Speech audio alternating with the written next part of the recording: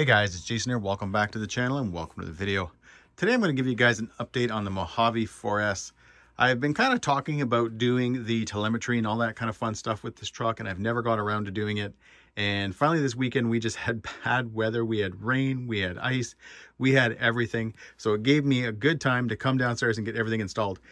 I did not do an install video because, to be really honest, the install itself, guys, was very simple. It's pretty much plug and play.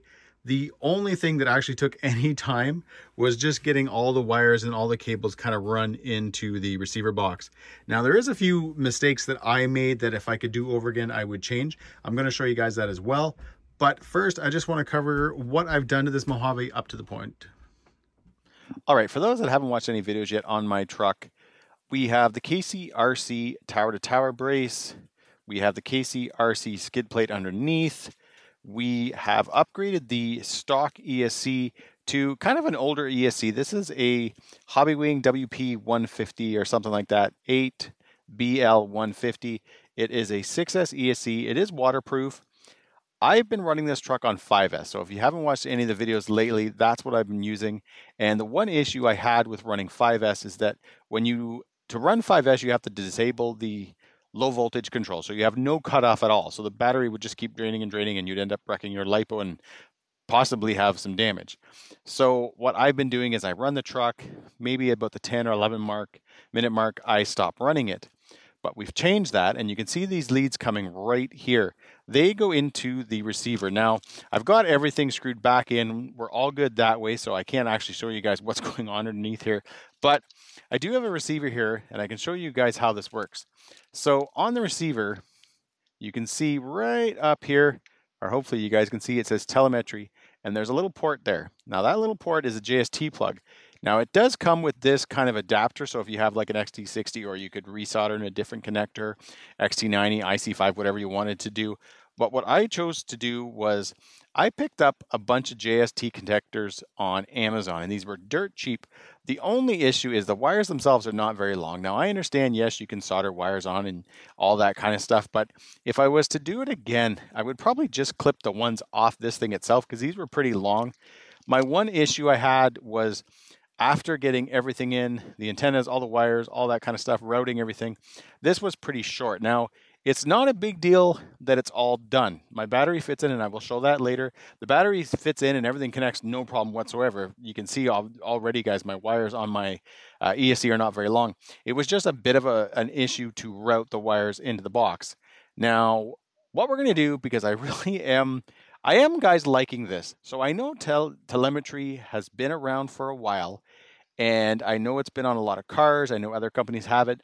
But the one thing that makes Radiolink's setup different is that you are not stuck with a company's proprietary plug. So you do not need to use IC5s or Traxxas connectors or anything like that at all. You can, again, guys, like I did, I just soldered this right onto the connector, the JST plug, and you could have that on any connector at all. Technically, you could even use it on a Traxxas or an IC5 and just clip the little ID wire that's, for example, on the IC5 connector, and you'd be good to go. All right, guys, so I've got my battery installed. I've got it plugged in. I didn't charge it up to like full voltage or anything like that. It's just kind of sitting in kind of a resting state right now. But what I want you guys to do is to pay attention right here. So at the top, you can see 8.1 volts. All that is the transmitter voltage, so those 6 AA's that are installed in it right now. But underneath is where you're going to see the voltage of the battery right now. So you can see right there, the RC6GS changed a little bit, and now you have 18.9 volts sitting beside it. Now, for those that don't understand what's going on here, because 5S is kind of an odd voltage, I've always ran 5S in a lot of 4S trucks, or even some 6S trucks that couldn't handle 6S properly, kind of like old Traxxas trucks and E-Revos and stuff. It's always was kind of a fun voltage to run a truck at, because it gave you more power, but not crazy 6S, strain on all the components and all that kind of fun stuff. Now, the way this would work for what I'm going to be monitoring is, for those that don't know, 3 volts per cell is the lowest a LiPo can go per cell. So if you had a 6S or a 2S battery, let's say, the operating range is anywhere from 3 volts to 4.2. So on something like a 5S, the lowest a 5S can go is 15 volts. Now, you would never want to watch this go down to 15 volts because the batteries don't discharge at like an evenly rate. So they don't go like 4.2 to 4.1. Each cell doesn't move that way. So what would happen is if you let this go to 15 volts, you might have a battery sitting at 3, 3.1, 3.2, 2.8, 2.7, and that would be bad. And we wouldn't want that to happen. So what's nice right now is what we'll do is probably somewhere maybe in, let's say, the 16 volt range. That's kind of given us, let's say, 3.2 per cell. A lot of ESCs will actually let you take your ESC down to 3.2. I may even say something like 16.5, who knows? But hopefully I've understood that. Hopefully you guys I've explained that good and you guys kind of understand it, because again, you wouldn't want to bring this thing down to 15 volts because those batteries are not going to drain equally and you could end up having some issues. But now when I'm out and about, I'm going to look right here. I'm going to know what my battery is doing. And again, once I hit that 16.5 mark, I'm going to be like, you know what, let's pack it in. Or you could even just take something like a little lipo checker, plug it in, see how your batteries are doing. But either way, guys, what is very neat about this, and I'm going to just turn this off now. It should probably go away. What's really, really neat about this is, and I'm pretty sure I mentioned it at the start of the video, is all it is the JST plug. I'm going to move this over here so we can kind of stay focused on the truck. All it is the JST plug. So any connector, whether it's an XT90, XT60, a Dean's, even a Traxxas connector, all you've got to do is solder those guys right there onto the leads like I did. So I just kind of pulled this back. You've got the two leads, solder, and then you're good to go. That's it.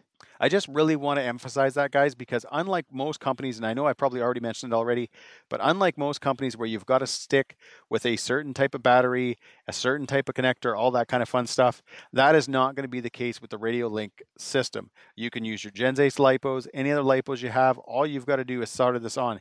And you don't even need to use, like I was showing you guys earlier, this little guy. Because this does work, it's easy. If you're running an XT60, you can just plug it in. It's good to go, plug it into your receiver and you're off and running. But I kind of wanted something a little bit more permanent because now it won't matter. Anytime I take out this truck, whether I'm running a 4S, 5S, 6S, whatever, as soon as I plug it in, we're going to have real-time telemetry. All right, guys, there you have it. This was just a quick video to show the telemetry with the RC6GS and how easy it is.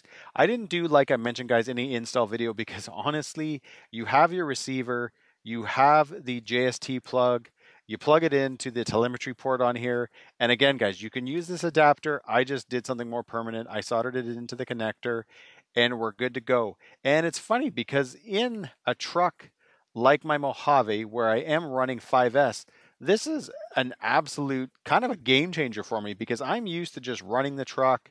And when I remember stopping, plugging in my little lipo checker, seeing where I'm at, and then going. So being able to now just look down at the radio, see my voltage, and be good to go is awesome. And I know I've mentioned it now probably 2 or 3 times. This has been out for a long time. Telemetry is nothing new, but being able to do it with any ESC, any connector, and any battery is. And I think Radiolink has probably had it for a while. I just got my Radiolink radios, guys, in the last few weeks, and that is something I've been excited to use. And especially on this truck, because again, I need it. I don't have any low voltage control at all on this truck. So the only other thing, guys, I want to quickly cover is the Method RC belted Terraforms. Now these tires did bolt right up. They're using the stock Arrma hexes and all that kind of fun stuff. But I have trimmed quite a bit off my wheel wells on my truck. Right here you can see I don't have the flares or anything like that anymore. That was because when I was trying to run those MX-28s, they were a little bit wider because of the actual hexes, the hubs on the wheels. But these look really, really cool, and I have had this truck out running with them, and I did find it a little bit quicker, obviously being that they're a little bit taller and stuff like that. They were a little bit quicker. I was running it on 5S at the time as well, and these things worked really, really well in the snow. I was actually kind of shocked. So that video, guys, is coming. But for today, you now can see how you can use the Radiolink telemetry with any car, any truck, any ESC, any motor. You just need to have obviously a Radiolink system and a proper Radiolink receiver. So I'm just going to bring this up into the screen again. You can see right there, this is the RCFG. They also have an 8-channel one as well. These ones are their waterproof, they're high range, all that kind of fun stuff. Some of their smaller receivers, the 4-channel, the little guys, they don't have the telemetry, and they also don't have, they're not splash proof.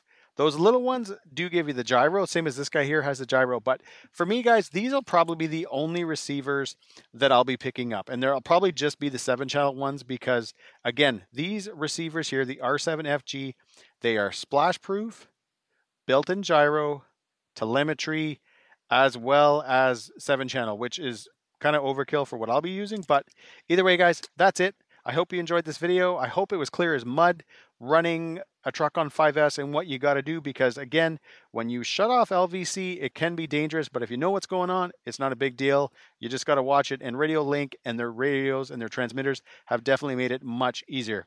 Again, guys, as always, if you like this video, give me a big thumbs up, please subscribe, and have a great day.